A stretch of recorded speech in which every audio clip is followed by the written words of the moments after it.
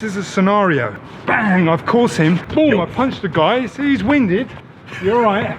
And now I pull his head down and I punch him. He's going to be covering up because he's surprised, right? I'm causing some sort of effect. Winded him, I've hurt him, and he's gone boom like this and he's covered up. Well, when the guy covers up like that, you punch through the gap with a vertical fist, and I'll elbow it in, is that it finds these gaps quite nicely, because I can start to punch up, punch through, hit in.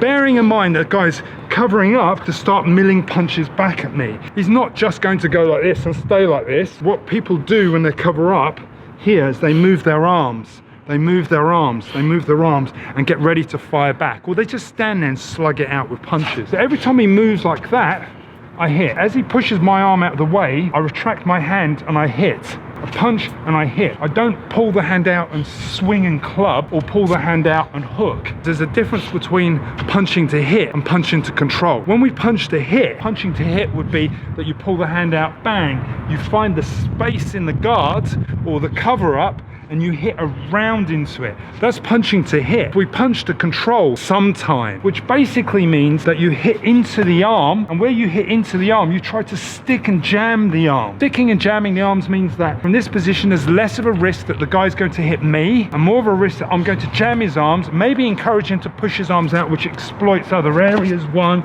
2, 3, and allows me to drive punches on him. But most importantly, it's taking the risk, it's reducing my risk of being hit. It doesn't mean I'm not going to be hit, because this is a fight. You're always going to be punched in a fight.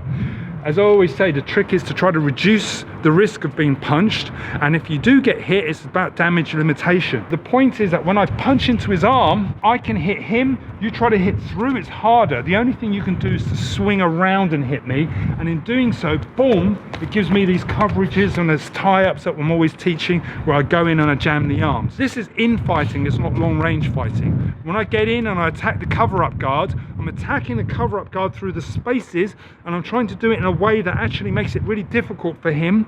Okay, bang, bang, bang. See, if he's moving his arms to counter and start to throw punches. If he does throw punches, that's absolutely fine, because I expect that. I don't expect someone just to cover up and stand there like a wooden dummy just so I can film a video and put it on YouTube just to impress people, because that's not what we're about. Nobody's just going to stand there and cover up. They're going to move around. They're going to move, but as he's moving and I'm punching, bang, bang, bang, bang, bang, I'm also going to be punching as well. I'm also going to be following. Feel free to leave a comment. If not, have a great day.